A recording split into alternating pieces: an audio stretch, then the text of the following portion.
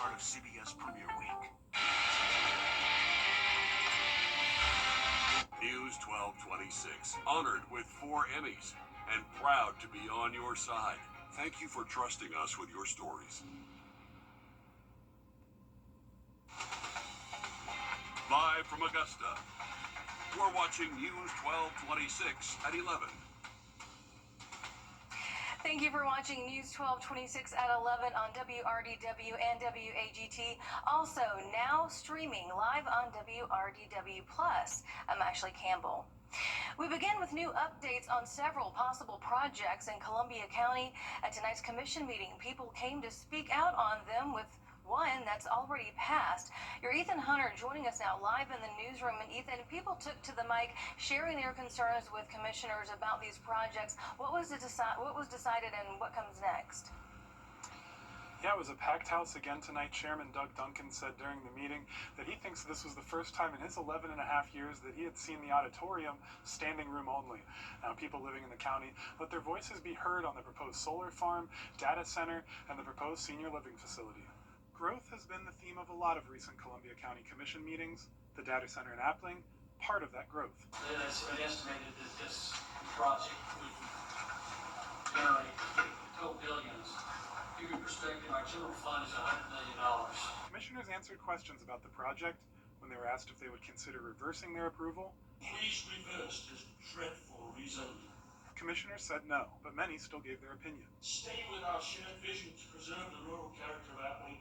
Then the rezoning for the proposed senior living facility in Grovetown was approved, and the proposed solar farm off Columbia Road had a discussion after being recommended for disapproval by the Planning Commission 2 weeks ago. We're not sending our feedback to the roads. You will not see it. A representative from the developer at the podium addressing past concerns. I said that we feel we've met all the guidelines of the solar ordinance for the county, and willing to do anything else if there is some additional conditions that need to be met. Still, the proximity to neighborhoods and Patriots Park worry residents. I'm here because it does not meet the characteristics for the area in your own comprehensive plan. The project was previously withdrawn after it was recommended to be voted down by Commission earlier this year. This time, I make a motion to disapprove the request for rezoning. a unanimous vote, with one commissioner missing, to deny the request for rezoning. And as for the Wrights Farm Road rezoning, that could add 93 houses down Reynolds Road. The speaker did not show up to commission, so that item was not approved or rejected at this meeting. I asked to speak with commissioners about their votes tonight, and they declined, but we'll be keeping you updated when it comes to the projects that did pass. All right, those are the Grovetown Senior Living Facility, as well as the data center, which has already been approved and passed in a previous commission meeting. Thanks for the updates, Ethan. Giving you a live look right now over Beach Island as we send things over to your first alert meteorologist, Emily Acton, where hopefully this beautiful weather is going to keep up. Yeah, it's expected to continue for us here over really the next 7 days. Not looking too bad. Current look at radar, though, right now picking up on a lot of ground clutter, and we actually do have a very light shower right now moving into portions of Edgefield and Columbia counties here. And I want to show you this because this is going to be the rain chances that we have over the next 2 days. Very isolated and very light showers. Not all this is even making it to the ground right now. So just know small rain chances, kind of going to look similar to what we're dealing with at the moment. Overnight tonight, things will dry out. So starting our Wednesday, right around 60 degrees for us, pretty similar to what we saw today at 57 this morning. So if you needed a jacket, you're going to need one again tomorrow. We'll be right around 80 though for our noon hour, topping off in those upper 80s. So you're not going to need a jacket for long. Just know it is going to be a mild start to our Wednesday. Temperatures are on the rise. I'll tell you how warm we can expect this weekend to get coming up. Tyler Robinson, the man authorities believe. New tonight, the Orangeburg County Sheriff's Office says 21-year-old Quentin Williams Jr. is in custody facing murder charges. It's in relation to the deadly shooting of 28-year-old Cameron Ryan back on September the 6th on Presidential Drive. Warrants say that the shooting happened at the Roosevelt Gardens apartment complex. New tonight, a fundraiser was held in honor of a 5-year-old who was killed this week in Screven County while waiting for her school bus. Georgia State Patrol says that Kylie Roper was hit by a car on White Hill Road after she, quote, darted into the roadway. Billy Joe's Place is a locally owned restaurant in downtown Sylvania. The owner says that the tight-knit community supports each other like family, especially during a time like this one. Our hearts were so heavy that we just wanted to do whatever we could to help. So we decided to do the fundraiser. We've got volunteers in there lending a hand because super busy. And we knew it was going to be because this community just really comes out for each other. So it's been very heartwarming. 40% of all sales today will go directly to Kylie's family. Today is National Voter Registration Day. If you're looking for something fun to do this weekend, look no further than Arts in the Heart.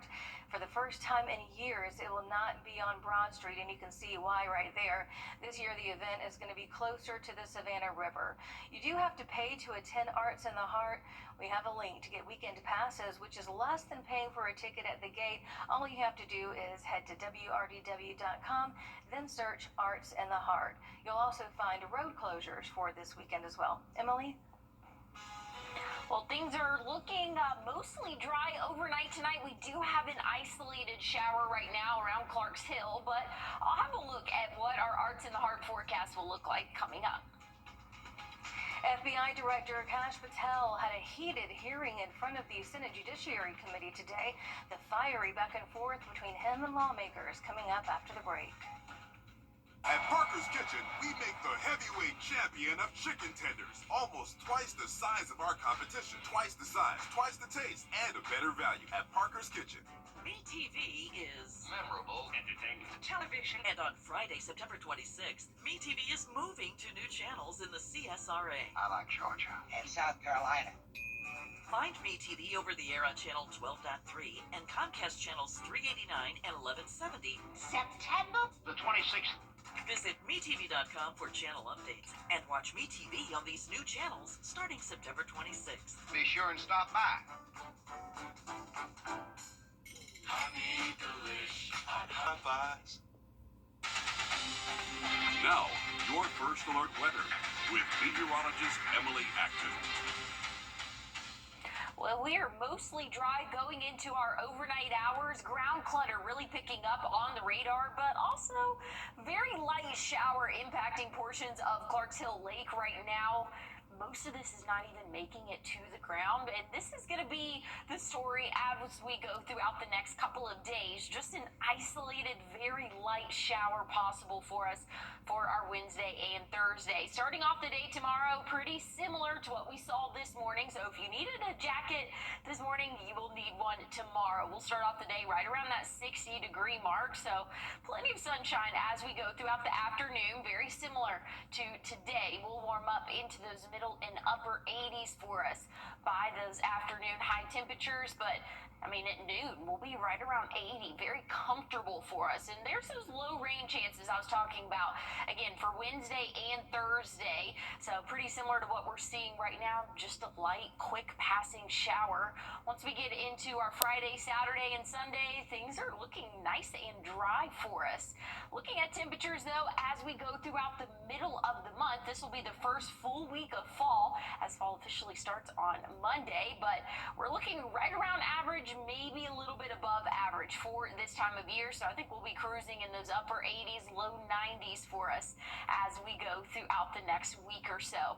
Something else we're keeping an eye on over the next week or so, we have a 90% chance of tropical development in this highlighted red area here. Tropical wave has started to form. It's Invest 92 at the moment.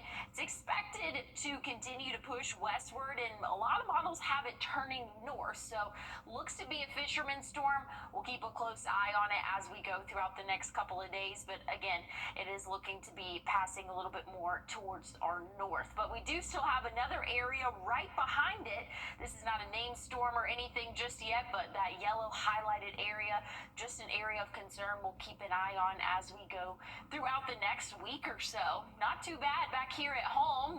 91 though, come Friday and Saturday for us. So if you do have any plans for Arts in the Heart, just know things are looking dry, but on the warmer side of things. So just be prepared for those 90s. Official fall starts on Monday. All right, thanks for that, Emily. FBI Director Kash Patel, who... Coming up, remembering the life and the legacy of legendary actor Robert Redford. And as we head to break, here is a live look at Kansas City along with your winning lottery numbers.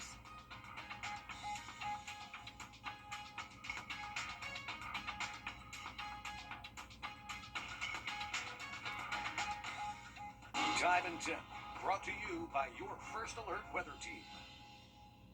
Gerald Jones Honda. Welcome back.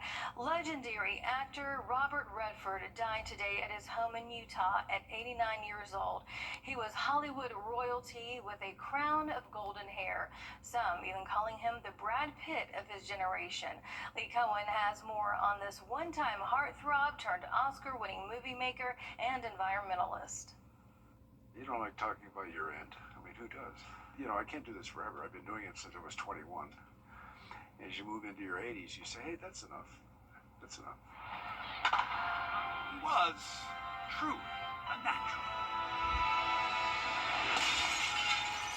Robert Redford shattered all kinds of norms of what being a movie star really meant. Would you make a jump like that? You didn't have to? I have to, and I'm not gonna. Over his career, he had more than 80 films to his credit. We know you're leaving. Tomorrow. Many playing the golden-haired romantic lead. Katie, you expect so much. Oh, but look what I've got. His films had both humor Are you serious? and heft. This is some stuff in the Eisenhower campaign 1952 that Hunt was connected with. He took risks many actors wouldn't. His directorial debut was Ordinary People, a film studios thought was too dark, and his choice for the lead, Mary Tyler Moore, too light. It won Redford an Oscar. From the time I was just a little kid, I was always wanting to go away from the rules. I didn't want to break any. I just didn't want to be held by them. I don't even know you. You know me. I'm just like you. He was of Hollywood, born in Santa Monica, California, but never really enamored by it. Redford fled to the mountains of Utah instead, where he championed all kinds of environmental causes. It was up here, too, where he launched his Sundance Institute and the Sundance Film Festival, focused on those who had something to say, but were rarely heard. Whenever there's an attempt to snuff politically, to use politics to snuff a point of view, then we try as best we can to come behind it and push that back out in the marketplace and encourage the work to be seen. Robert Redford died at Sundance, surrounded by those who loved him, and the mountains he loved so much. I'm going to have to go back and rewatch some of those movies. Well, the waves around the Santa Monica Pier in California are being turned neon pink several times this month. It's to help track ocean currents. UCLA students overseeing the, quote, Barbie Beach experiment said that the pink dye they are putting in the Pacific Ocean is temporary and non-toxic. Researchers are tracking where the dye travels to review how the man-made breakwater impacts water quality in that area. It was originally constructed in 1934 to protect the beach, but over the years, storms have taken a toll on it. The beach is really wide here, so it's like pretty obviously having an impact on how water moves here. It's still reducing how the waves crash here, but we want to understand that a little bit better. That could have impacts on understanding why the water quality is so bad here. People at the pier celebrated with pink-themed decorations as well as treats that you see there. Just ahead in sports, Grovetown football is changing the standard. Why is a winning one now in Columbia County? The CSRA. It's where we were born, where we live, where we work, where we're raising our families. It's our home. That's why the people of the CSRA count on us after an accident. Injured? Call me, the Augusta guy, 706-724-7224. For a great deal at GeraldJonesLincoln.com. When it comes to choosing a lawyer after an accident, local experience matters. I'm Austin Jackson. I've been helping accident victims in Augusta, Aiken, and the entire CSRA for over 10 years. And I'm ready to help you right now. Call Austin Jackson, the Augusta guy. First Alert Radar, powered by Jim Hudson Automotive Group. On your sideline, sponsored by Chandler Law Firm. Golf just went prime. Augusta National Golf Club and Amazon are teaming up to stream more Masters tournament coverage, meaning your couch just became the best seat in the house. Prime Video will be adding 2 extra hours of coverage during the first and second rounds this spring from 1 to 3 p.m., leading right into ESPN's coverage. CBS still takes over on the weekend with Paramount Plus handling their extra coverage like they did this past tournament. On to football now. Grovetown is coming off their bye week, full steam into region play. This is a Warrior team that a lot of people counted out in the last few years. Under DJ Mayo, he's turned those negative undertones into positive action, leading the team to 3 wins in their first 4 games. That's happened twice in the last 10 years, once in 2022, the other 2015, and their defense keeping teams to a minimum of 59 through 4. That's never happened at Grovetown, a surprise to many, not to those wearing the logo. When you come in and kind of do things completely different than they've been done before, it takes, it takes something to buy into that, right? And then you get told in the off season you're not going to be very successful, and then you start to get that belief, right? People pat you on the back. I mean, I don't think we're shocked. I know I'm not shocked because I saw what this group was capable of in the spring. Obviously, you still got to go out and do it. We knew it would not be easy, but I knew this group was definitely capable of this type of turnaround for sure. But it's amusing to read some of the takes for sure. They've only hit 4 wins in a year once in the last 5. This week they get Grayson Friday night. Debo Sweeney says he doesn't really read anything about his teams when things are bad. Doesn't mean he doesn't catch wind of it, though. And it really came to a cracking point in his Talkin' Tuesday press conference. To sum it up, he delivered a monologue of his autobiography at Clemson, pairing it with current critiques of this team, like the 1-2 start and their out-of-sync offense that saw them booted from the AP poll, and their program's record of winning. Want me gone, they tired of winning, they can send me on their way, because that's all we've done is win. So if they tired of winning, we've won this league 8 out of the last 10 years. Is that not good? I'm just asking, is that good? I don't know if that's good or not. You don't believe in us because we've lost 2 games down to the last 3 and we're one. You didn't believe in us anyway, so it don't matter. You went all in anyway. If you're all in, you burn the ships, man. There ain't no exit strategy. Like, you're freaking all in. Hey, listen, I mean, Clemson's tired of winning. They can send me on my way, but I'm going to go somewhere else and coach. I ain't going to the beach.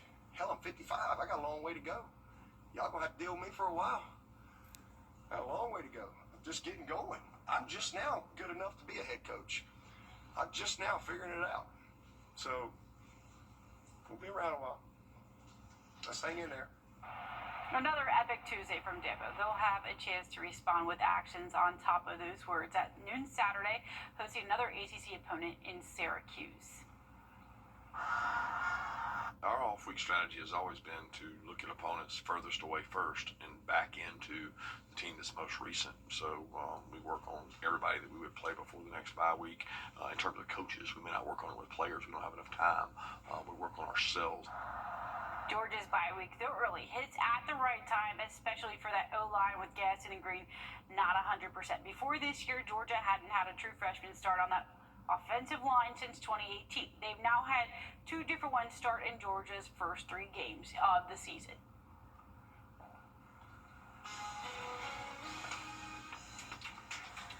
Well, here's a look at your what to wear forecast tomorrow. Be prepared for another warm afternoon, but it might be a little bit chilly for the start of the day. I'll have a look at your 7-day forecast coming up. Your what to wear forecast is sponsored by Bojangles. We deal at GeraldJonesHonda.com. Well, here's a look at the next 7 days for us. Tomorrow and Thursday will be in the 80s still, but upper 80s. Small chance of an afternoon shower for us. Once we get into Friday, though, starting Arts in the Heart off to a warm start, right around 91, that average high temperature both Friday and Saturday. Fall officially starts Monday. Those overnight lows, though, will be on the rise as well. Overnight tonight, right around 60, but by the start of next week, we'll be in those middle 60s for us. So fall is approaching, doesn't quite feel like it yet. Well, that does it for us for News 12 at 11. Thank you so much for watching. Have a good night. We'll see you back here tomorrow.